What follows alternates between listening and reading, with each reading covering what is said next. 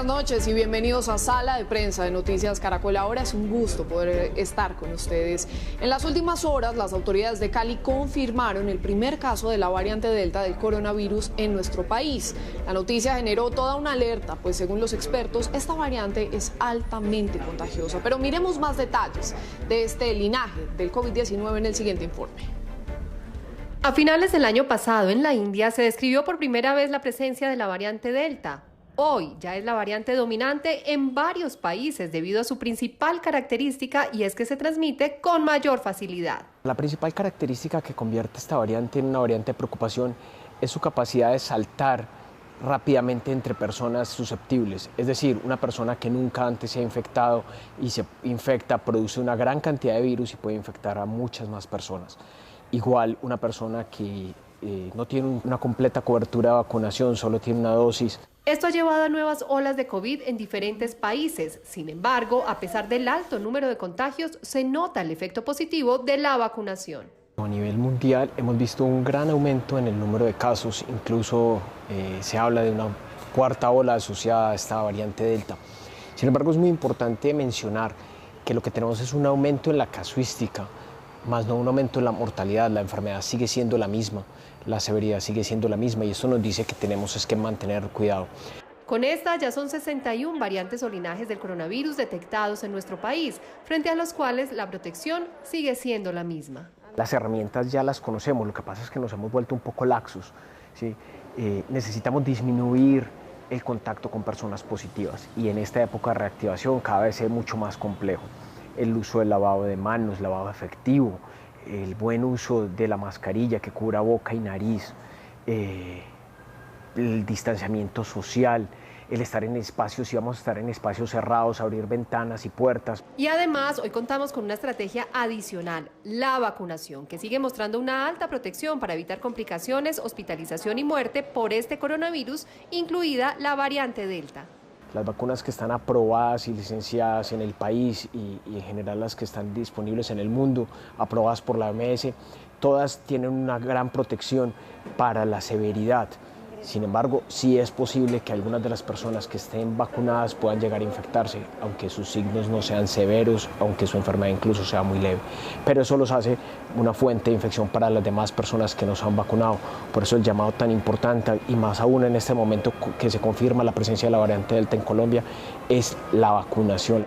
Hasta ahora no hay evidencia suficiente que permita concluir que Delta sea una variante más agresiva ni que tenga predilección, por ejemplo, por algún grupo diferente al ya conocido como más vulnerable. Pero sin duda, el hecho de que se propague más rápido y fácil exige una vigilancia estricta por parte de las autoridades para detectar cambios en su comportamiento y en el de las demás variantes. Por lo pronto, a acelerar la vacunación y a mantener las medidas de bioseguridad. Y con la confirmación de esta variante Delta en nuestro país, surgen también muchas preguntas que vamos a tratar de resolver hoy. Por eso hemos invitado a dos expertos, al doctor Javier Jaimes, él es médico investigador asociado en Cornell University de Nueva York, en Estados Unidos. Gracias por estar con nosotros, doctor. ¿Cómo está? Muy buenas tardes, Juanita. ¿Cómo está?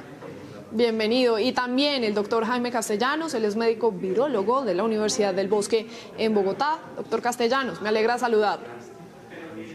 Hola Juanita, hola Javier, qué gusto verlo otra vez por estos lados. Qué gusto que podamos hacer esta charla, esta reunión para tratar de entender un poco este tema de la variante Delta y lo que puede significar en nuestro país. Gracias a los dos por estar acá. Voy a comenzar entonces con el doctor Castellanos. ¿Cómo analiza el hallazgo de esta variante Delta del coronavirus, doctor? Pues digamos que era una noticia esperable. Creemos de manera muy íntima que hace rato está circulando en Colombia.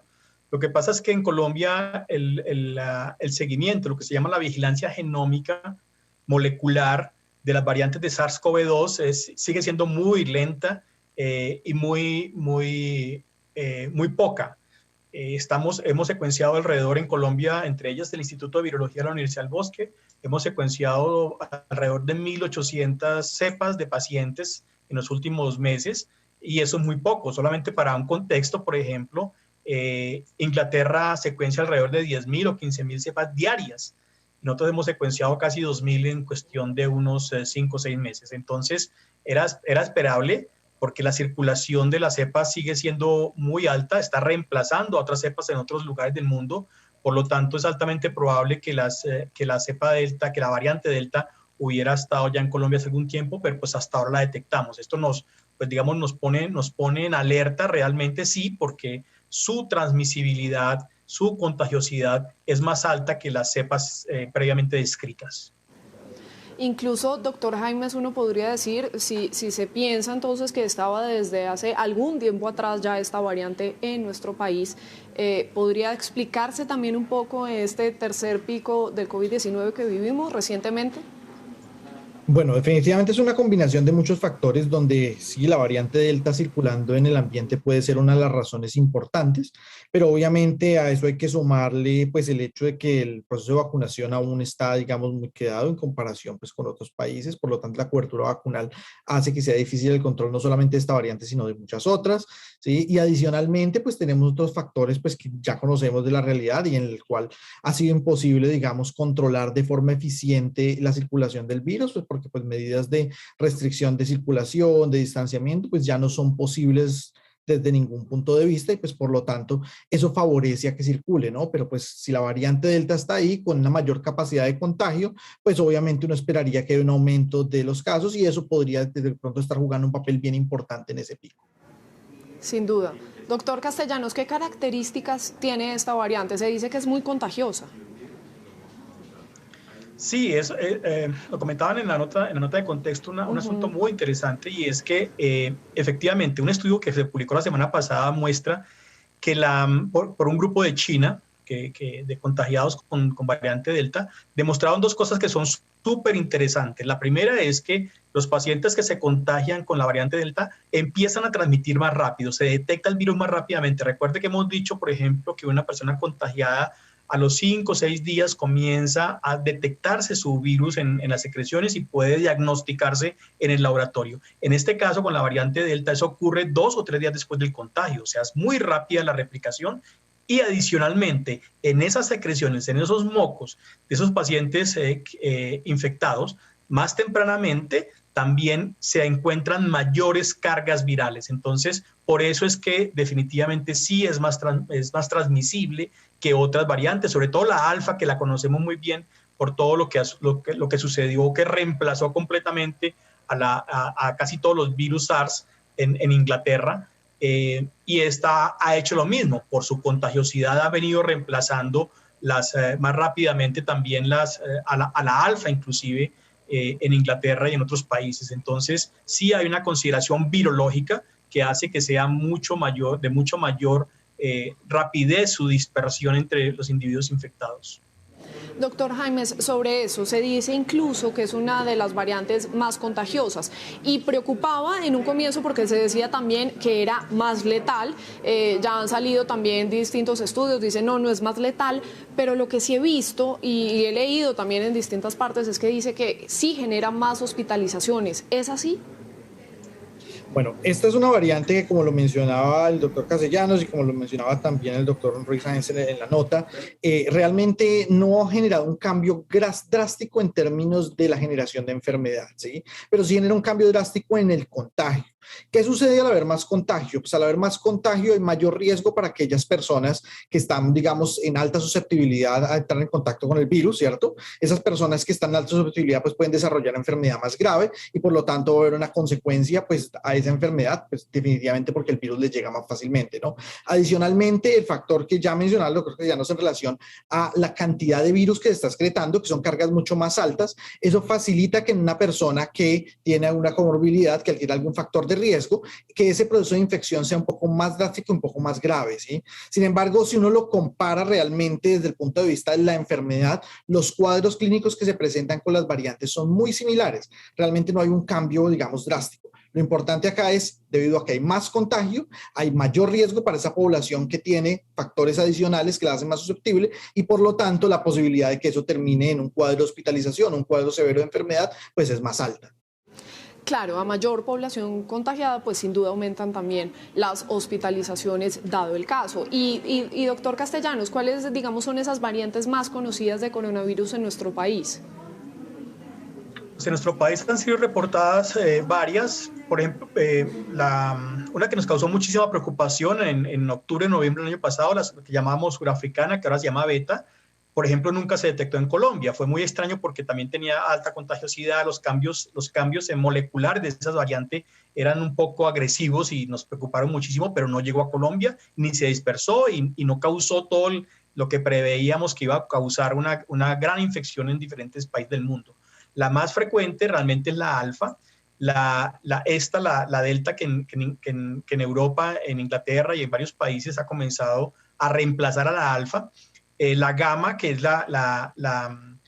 digamos, la tercera descrita, que es la que mayormente circula en Colombia, no es, bueno, la que mayor circula en Colombia, pero que tiene unas características de preocupación, que es la que antes llamamos la brasileña, la P1, porque efectivamente sí hay mayor tasa de enfermedad, no hay demostrada que esté haciendo evasión de los anticuerpos en los vacunados, pero es de las cuatro grandes que se llaman variantes de preocupación, esta es la que más circula en Colombia. Y bueno, y hay varias variantes en Colombia, una de ellas que se ha llamado coloquialmente la colombiana, que efectivamente aparece en muchísimos casos, que no ha demostrado que cause mayor enfermedad y fallecimientos, pero que por su mayor cantidad de individuos detectados con esta variante, pues uno está en investigación y hay que hacerle un seguimiento porque pues ha surgido en varios sitios de Latinoamérica, entre ellos Colombia, y que podría causar mayor enfermedad. Pero hasta ahora, pues es muy importante lo que acaba de decir Javier, y es que los datos nos plantean, por lo menos en el estudio de Inglaterra, que es muy juicioso el sistema de salud público en hacer seguimiento de los infectados, los enfermos, los hospitalizados, los fallecidos, lo que nos dicen es que las cifras inclusive son levemente menores a las enfermedades y fallecimientos causados por la variante alfa desde noviembre hasta febrero o marzo, que fue cuando circuló mayoritariamente en Inglaterra. Qué importante también conocer todos esos datos y esa información precisa de los expertos. Ahora, se ha dicho mucho que sobre esta variante, digamos, una de las mejores alternativas es la vacunación, sin duda. Y las vacunas que se están aplicando en nuestro país, bueno, en otros países del mundo, digo Pfizer, AstraZeneca, Moderna, Janssen, Sinovac, ¿qué tan efectivas son realmente contra Delta, doctor Jaimes? Bueno, las vacunas que se están utilizando en Colombia y en otros lugares del mundo siguen siendo la mejor estrategia para poder tratar de prevenir la infección, ¿sí? Lo interesante de esto es que, digamos, el concepto de la importancia de la vacuna es principalmente prevenir la enfermedad grave, hospitalización y la mortalidad, ¿sí? Y desde ese punto de vista, todas las vacunas disponibles siguen teniendo una altísima capacidad de prevenir esos dos eventos, tanto hospitalización como mortalidad. Es más, si lo hablamos, digamos, de casos, digamos, drásticos acá en Estados Unidos, por ejemplo, donde la variante Delta ya está, digamos, está siendo la más relevante y la más distribuida en el país, casi el 100% de la mortalidad que estamos teniendo es en personas no vacunadas, lo que demuestra definitivamente que la vacunación es suficiente para prevenir esa hospitalización, esa mortalidad, incluso contra una variante como esta Delta. En Colombia estamos utilizando vacunas que realmente protegen contra esos dos eventos y por esa razón es tan importante que la vacunación se siga masificando, porque definitivamente con una variante que se transmite tan fácilmente, ¿sí?, va a ser mucho más difícil controlar la transmisión, cortar esa cadena de contagio, por lo que necesitamos llegar a las personas susceptibles a que tengan una inmunidad lo suficientemente buena para defenderse ante la infección y sabiendo que esta inmunidad en la mayoría de los casos va a prevenir definitivamente que se enfermen de forma grave o que incluso lleguen al evento desafortunado de la muerte. Eso es muy importante, doctor Jaimes, porque incluso el presidente Joe Biden ya lo decía en Estados Unidos, que lo que se está viviendo allí es una pandemia de personas no vacunadas, que sin duda son las que están generando, digamos, este nuevo pico, este aumento en las muertes, casos y hospitalizaciones. Queda claro entonces, doctor Castellanos, que aplicarse cualquiera entonces de estas vacunas es la mejor opción para enfrentar las consecuencias de cualquier clase o variante del COVID-19. ¿Es así? Absolutamente, absolutamente. Yo creo que inclusive, como comentamos ahora, si pensamos que la variante Delta está circulando hace 30, 40, 45 días en Colombia, las cifras actuales de la circulación y la enfermedad en Colombia, la pandemia en Colombia, pues nos dicen, bueno, estamos viendo un descenso un poco lento, 350 fallecidos es muy alto para cualquier país. Sin embargo, estamos viendo un descenso en el número de casos y el número de fallecidos. En particular, tiene que ver fundamentalmente con el grandísimo número de personas alcanzadas durante la transmisión después de Semana Santa, que casi que se abrió el país indiscriminadamente en términos sociales y económicos, y que permitió efectivamente que hubiera en los últimos meses un grandísimo número de infectados que por lo menos a corto plazo están protegidos de reinfecciones, que eso es importante. Es decir, esas personas que tuvieron COVID también tienen baja probabilidad de reinfectarse, inclusive con la variante Delta. Importante decirlo efectivamente, que lo que se ha visto en todos los datos, en Colombia también, porque la semana pasada el Ministerio de Salud lo planteó, es decir, la reducción en el número de fallecidos, en el porcentaje de fallecidos en el grupo mayor de 70 años es casi del 50 o 60% de reducción en el número de fallecidos. Es muy alto la protección.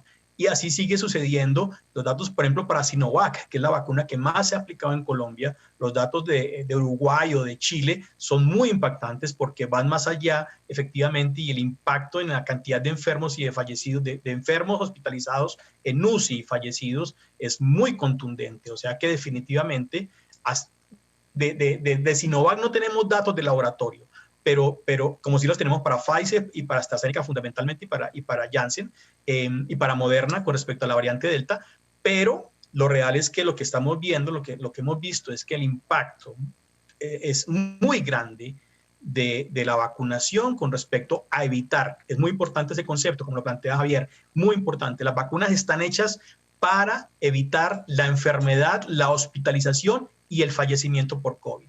Eso lo están cumpliendo, es decir, las vacunas han logrado ese objetivo y es muy clave mandar ese mensaje muy fuertemente de que las vacunas están cumpliendo con lo que prometieron y es evitar la enfermedad, la UCI y la muerte en los vacunados. Todas las vacunas. Claro, evitar los momentos más graves de la enfermedad, es ponerse literalmente una armadura y protegerse, obviamente, del COVID-19. ¿Cómo ven el avance de la vacunación en Colombia? Ya lo mencionábamos al comienzo, digamos, versus el avance de las diferentes mutaciones del COVID-19, doctor Jaimes. Bueno, el avance definitivamente de la vacunación ha sido lento desde el punto de vista de pues, la disponibilidad de vacunas, ¿no? Es una realidad que tuvieron que enfrentar muchos países. Desafortunadamente, la hegemonía económica facilitó que algunos países tuvieran acceso a mayores cantidades de vacunas de forma temprana y eso pues obviamente dificultó la tarea para países que no tuvieron esa capacidad de negociación en un comienzo y obviamente eso lo estamos viendo en este momento como consecuencia de pues, digamos lo lento que puede ir ese proceso. Sin embargo, el proceso de vacunación sigue al día, se sigue implementando en Colombia, ¿sí? El hecho de que se estén introduciendo nuevos tipos de vacunas también facilita eso, pues porque pues hay algunas vacunas que implican mayor facilidad, por ejemplo Johnson, ¿cierto? Cuando hablamos de esa vacuna que es solamente una dosis, eso va a facilitar alcanzar protección vacunal, sobre todo en regiones apartadas, ¿sí? Entonces, eso es una ventaja que definitivamente va, digamos, a facilitar el proceso de aquí en adelante, pero pues aún estamos en una etapa muy temprana de ese proceso de vacunación. Ahora, si comparamos eso con la evolución de las variantes, desafortunadamente este es un virus que muta bastante, que cambia constantemente y eso pues es algo que no podemos prevenir y no podemos evitar, ¿sí? Afortunadamente hasta ahora esas mutaciones, esas variantes no han implicado un cambio grave desde el punto de vista de enfermedad, sí desde el punto de vista de contagio, ¿sí? Pero pues si no avanzamos en la vacunación rápidamente, lo que puede pasar es que desafortunadamente una variante de estas puede emerger y esa variante pueda llegar a tener una condición que le permita, por ejemplo, enfermar más rápido, enfermar más fuerte, y eso sí podría tener consecuencias para el sistema de salud. Por esa razón es importante seguir manteniendo ese plan de vacunación así como va en este momento, seguir intensificándolo y sobre todo hacer que aquellas personas que están en alto riesgo, no solo de sufrir la enfermedad grave, sino también de contagio y que puedan ser fuente de contagio para otras personas, que esas personas accedan a la vacunación lo más rápido posible. Doctor Castellanos, y en medio de todo esto, ¿qué se sabe? No sé si todavía es muy prematuro, pero ¿qué tan necesario sería un refuerzo en la vacunación? Primero quiero complementar lo que dice Javier, porque es súper importante, muy importante. Cada persona no vacunada es un hueco por donde se puede aparecer una nueva variante. Entonces, si hay más vacunados, la probabilidad de que aparezcan nuevas variantes se disminuye y eso hay que tenerlo en cuenta. La realidad en Israel o en Inglaterra, por ejemplo, que vacunaron tempranamente, es que bajaron las tasas de hospitalización y fallecimientos, así hubiera aumentado el número de infectados como se ha visto en los últimos días. ¿Qué hay que hacer con las variantes y cuáles son las posibilidades reales de las vacunas? Es decir, hay que seguir implementando el proceso de vacunación, aumentando la cobertura, es muy importante, y sobre todo, pues, insistimos en enviar un mensaje de confianza en la seguridad y en la eficacia de las vacunas. No ha sido demostrado porque hasta ahora, ahorita lo comentaba Javier, hasta ahora las vacunas que se están poniendo en Colombia han demostrado que pueden bloquear la variante Delta.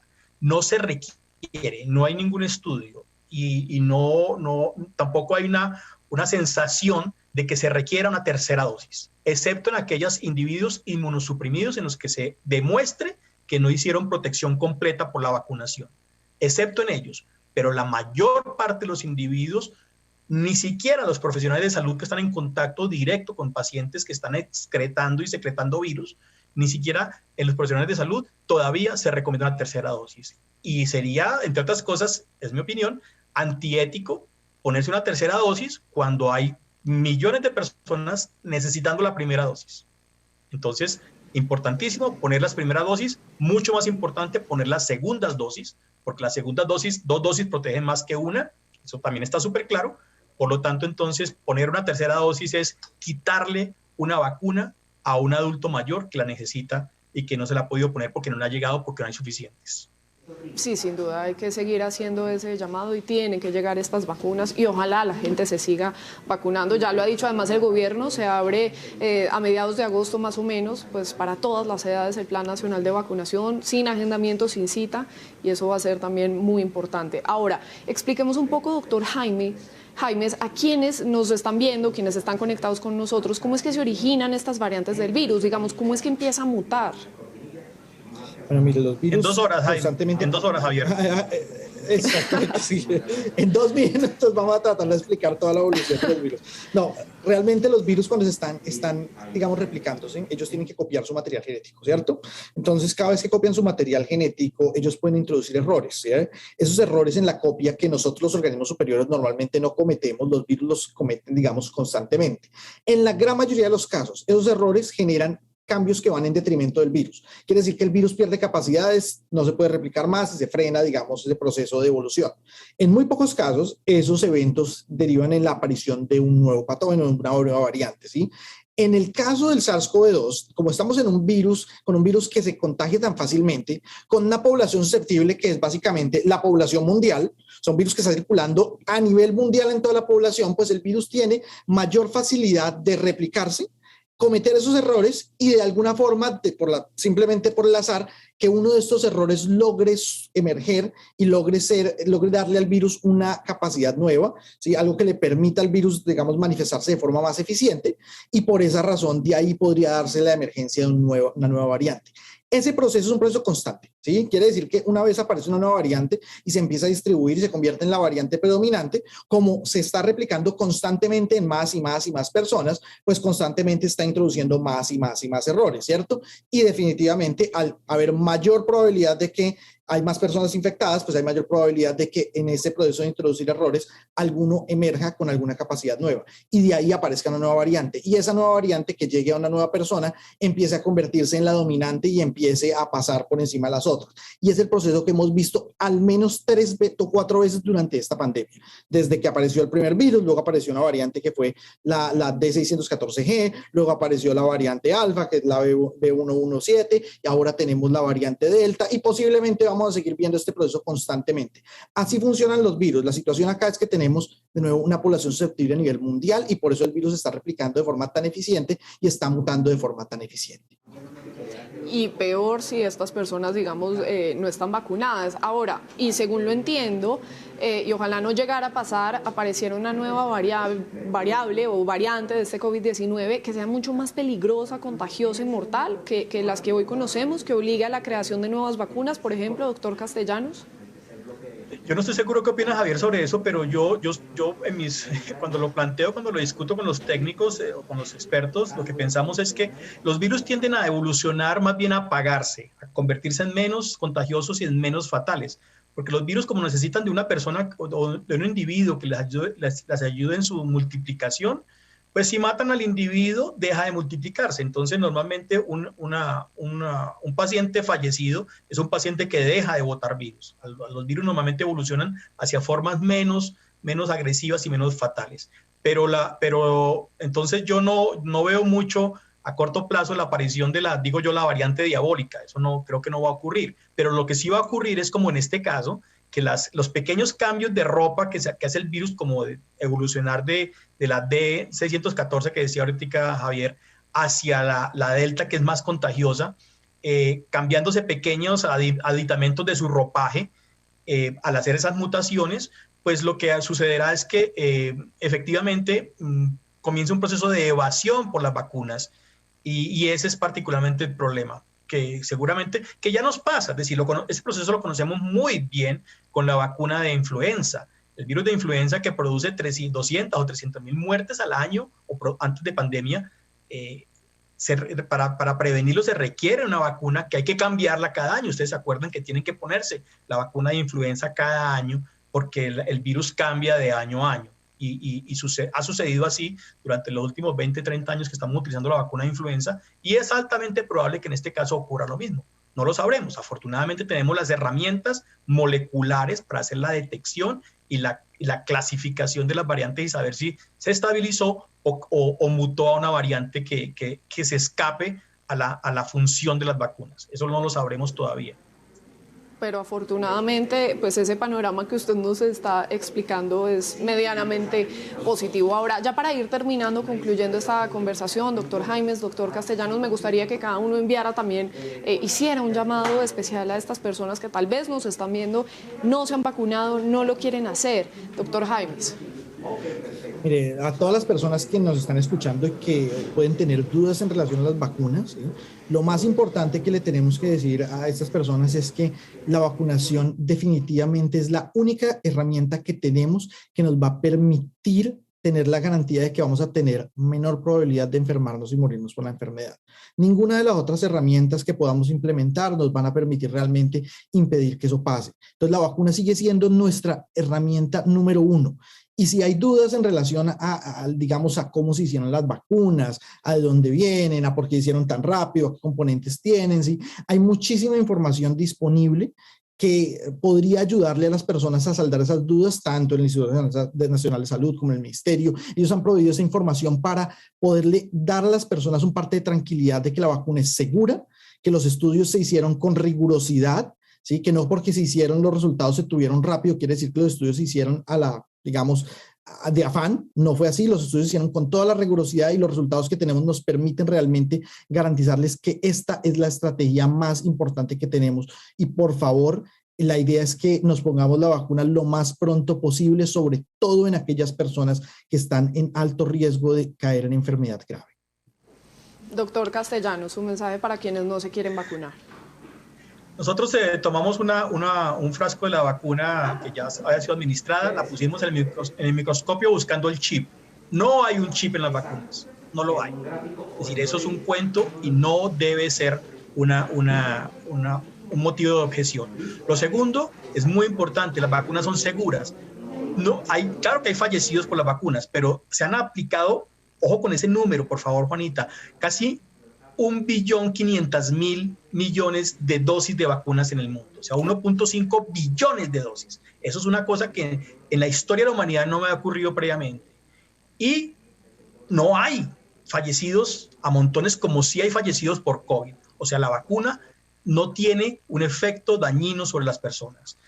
Esto no es un estudio. Es que escuché hoy precisamente en un grupo de ciudadanos que decían, es que esto es un estudio, que esto es una locura, que no deben vacunarse porque esto todavía está en estudio. No es cierto, Javier lo acaba de decir, los estudios fueron hechos de la manera más rigurosa, todo el mundo encima, con los ojos encima, revisando cada estudio, cada dato, cada detalle para poder declarar que las vacunas son seguras, que no causan daños. Si causan efectos adversos, 24, 48 horas, algunas de ellas causan algunos eventos adversos de 1, 2, 3 en 1 millón de vacunados, pero que se pueden controlar. No están causando fallecimientos las vacunas.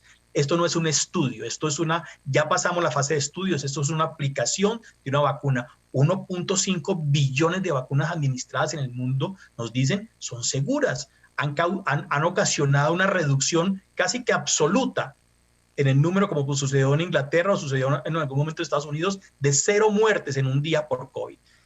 Lo que necesitamos indudablemente es, al contrario, más gente vacunada, porque cada vez que usted se vacuna, no solamente se protege usted de enfermarse y de morirse, sino que también reduce la probabilidad de transmitirle a las personas que están alrededor y protege más gente a su alrededor.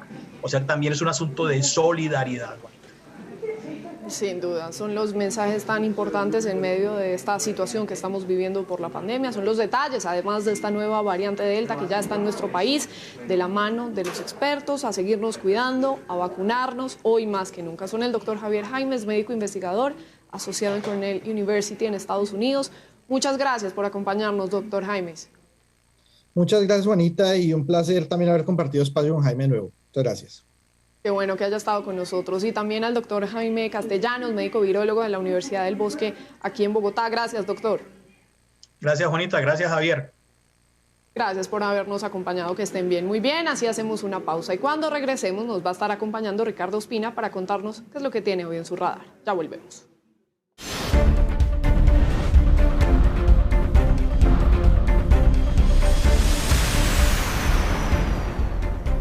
Seguimos en Sala de Prensa. Ahora saludamos a Ricardo Ospina, el director de los servicios informativos de Blue Radio, que nos cuenta qué es lo que tiene hoy en su radar. Ricardo.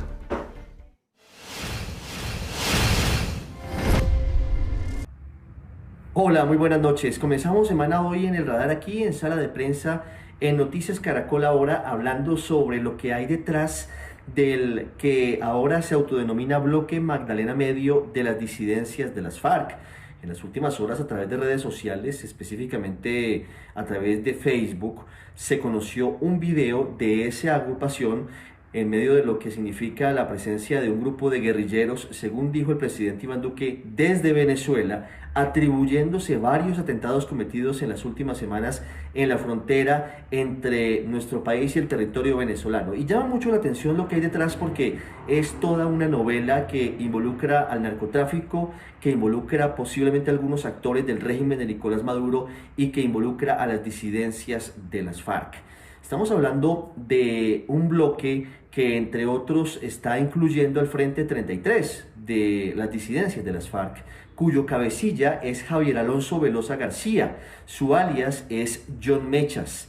John Mechas, a partir de hoy, es buscado en más de 180 países por la Interpol con circular azul. Quiere decir que está pidiéndose que sea ubicado en cualquier sitio del mundo debido a que tiene antecedentes por homicidio, por terrorismo y por otros delitos.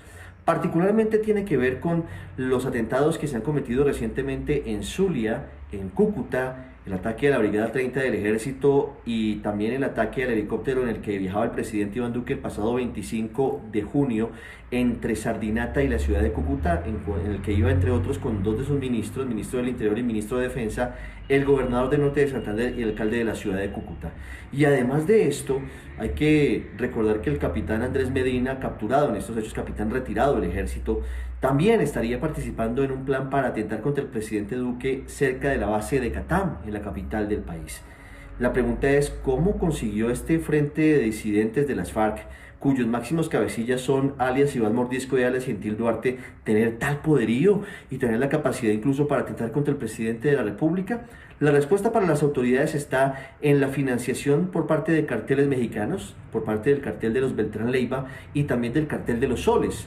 Entre otras cosas, hoy el presidente Duque le pidió al gobierno de Estados Unidos que incluya al régimen de venezolano entre los que patrocina el terrorismo, luego de recordar que en territorio venezolano se están escondiendo los máximos jefes de grupos como las disidencias de la Segunda Marquetalia, el ELN y ahora el Frente 33. Según dijo el director de la policía, el general Jorge Luis Vargas, alias John Mechas, el responsable de todos estos planes criminales de la mayor gravedad, estaría en un municipio llamado Casigua El Cubo, en el estado Zulia, muy cerca del lago de Maracaibo y también muy cerca de la frontera entre Colombia y Venezuela. Se le sigue la pista a estos hombres debido al poderío que han alcanzado recientemente en medio del conflicto armado que lamentablemente seguimos viviendo en el país.